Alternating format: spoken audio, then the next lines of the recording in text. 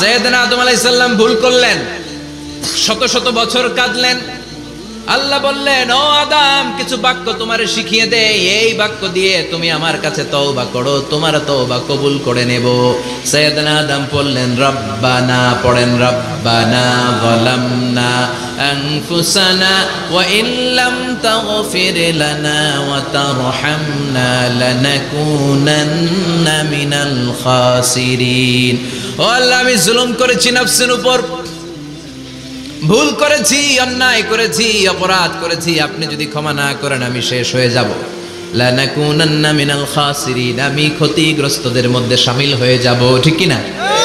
এই আয়াত দিয়ে, এই দোয়া দিয়ে যখন সাইয়েদনা আদম তাওবা করলেন, মুহূর্তেই তাওবা কবুল করে নিয়েছে কে? আল্লাহ। আমরাও যদি পাপ করি, অন্যায় করি, আমাদেরও পাপগুলো মোচন করার একজন আছে না নাই? তিনি গাফিরিয যাম কাবিলিত তাওব। ওনার কাজই হচ্ছে গুনাহ মাফ করা। শয়তানের কাজ ওয়াসওয়াসা দেওয়া, আমাদের কাজ পাপ করা, ওনার কাজ মাফ করা। আল্লাহ ডেকে বলে, গোলাম, তোরা যদি পাপ না করতি আর বারবার মাফ না চাইতি, তাহলে তোদেরকে ধ্বংস করে দিয়ে জমিনের বুকে এমন একটা জাতি আমি বানাতাম যারা পাপ করতো আর মাফ চাইতো, আর আমি মাফ করতাম। সুবহানাল্লাহ পড়ো। মাফ করতে আল্লাহর বড্ড ভাল লাগে, চোখের পানি দেখতে আল্লাহর বড্ড ভাল লাগে, কায়মন বাক্যে কেউ দোয়া করছে এই দৃশ্য দেখতে আল্লাহর ভালো লাগে, চিল্লায় বলেন সুবহানাল্লাহ। এজন্য পাপ আমাদের যত বড় হোক, আমাদের জন্য মাফ আছে না নাই?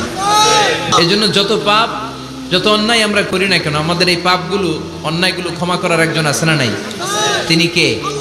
এজন্য সব সময় তওবা করতে রাজি আছেন তো? প্রতিদিন শত শতবার তওবা করতে রাজি আছেন? প্রতিদিন শত শতবার ইস্তেগফার পড়তে রাজি আছেন?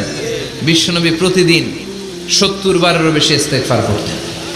শুধু টয়লেটে যে মুহূর্তে থাকতেন ওই মুহূর্তে পড়তেন না, টয়লেটে ঢুকার মুহূর্তে বিশ্বনবী ইস্তেগফার পড়তে পারতেন না, তাই টয়লেট থেকে বেরোয়েই তিনি ইস্তেগফার পড়তেন। তিনি পড়তেন গফরানাক। কি পড়তেন? গফরানাক মানে হলো আস্তাগফিরুল্লাহ। গফরানাক মানে কি? গফরানাক মানে আল্লাহ, আমি আপনার ক্ষমা চাই, মানে আস্তাগফিরুল্লাহ। আবার বিশ্বনবী বলতেন, মান লাযামাল ইস্তিগফার জাআলাল্লাহু লাহু মিন কুল্লি দিকিন মাখরাজা।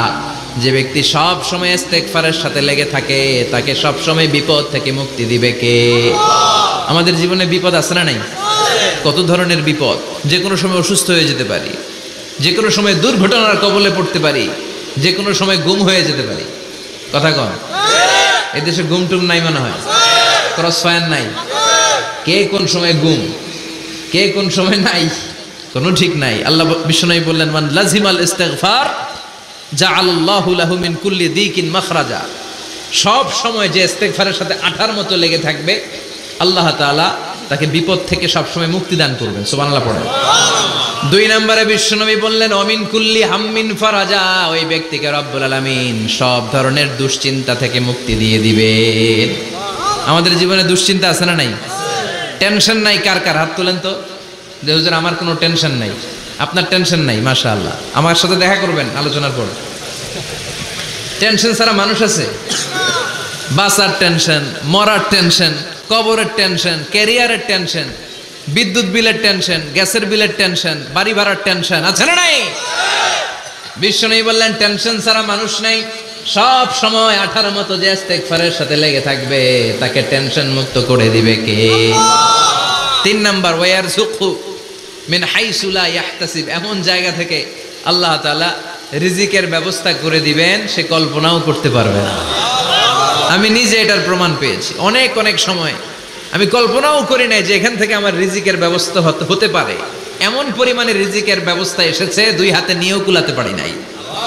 এজন্য সব সময় চলতে ফিরতে, উঠতে বসতে ইস্তেগফারের সাথে লেগে থাকার দরকার আছে না নাই?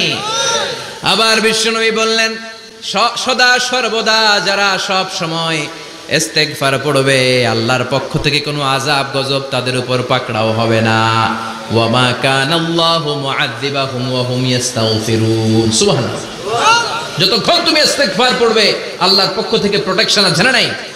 তারপর 5 নাম্বার ফজিলত হচ্ছে, সব সময় ইস্তেগফার পড়লে আপনি মুস্তাজাবুদ দাওয়া হয়ে যাবেন। কি হয়ে যাবেন? মানে দোয়া করলেই কবুল করবে কে? আল্লাহ। শুনেই বললেন, যে ব্যক্তি পড়বে আস্তাগফিরুল্লাহাল্লাযী লা ইলাহা ইল্লা হুয়াল হাইয়ুল কাইয়্যুম ওয়া আতুবু ইলাইহি, যুদ্ধের ময়দান থেকে যদি কেউ পালিয়ে যায় তার কোনো মাফ নাই। এটা অনেক বড় কবিরা গুনাহ। আত-তাওয়াল্লি মিন ইয়াউমিজ যাহফ, যুদ্ধের ময়দান থেকে পালালে ওর কোনো মাফ নাই। বিশ্বনবী বলেন, যুদ্ধের ময়দান থেকে পালিয়ে এসেছে কোনো মুসলিম সৈনিক, সেও যদি এই আস্তাগফিরুল্লাহাল্লাযী লা ইলাহা ইল্লা হুয়াল হাইয়ুল কাইয়্যুম ওয়া আতুবু ইলাইহি মন থেকে পড়ে, তার জীবনের গুনাহ আল্লাহ মাফ করে দিবে। আবার সাইয়েদনা আবু বকর, সহিহ বুখারীর বর্ণনা, বিশ্বনবীরে বললেন, ইয়া রাসূলুল্লাহ আল্লিমনি দুআআন আদউ বিহি ফি সালাতি। ও নবী, আপনি আমারে এমন একটা দোয়া শিক্ষা দেন যেই দোয়াটা আমি নামাজের মধ্যে করব। বিশ্বনবী বললেন, তুমি নামাজের মধ্যে পড়ো, আল্লাহুম্মা ইন্নী যালামতু নাফসি যুলমান কাসীরা ওয়ালা ইয়াগফিরুয যুনুবা ইল্লা আনতা ফাগফিরলি মাগফিরাতাম মিন ইনদিকা ইন্নাকা আনতাল গফুরুর রহিম। সুবহানাল্লাহ। এটার আমরা বলি দোয়া মাসুরা, এটাও একটা ইস্তেগফার। যেখানেই ক্ষমা চাওয়ার কথা আছে ওইটাই ইস্তেগফার। বুঝতে পেরেছেন? আল্লাহুম্মা ইন্নী যালামতু নাফসি, ও আল্লাহ অনেক জুলুম করেছি, যুলমান কাসীরা, জুলুমের শেষ নাই। ওয়ালা ইয়াগফিরুয যুনুবা ইল্লা আনতা, আপনি ছাড়া এই জুলুম আর পাপ ক্ষমা করার কেউ নাই। ফাগফিরলি মাগফিরাতাম মিন ইনদিক, নিজ গুণে আমার গুনাহ ক্ষমা করে দেন।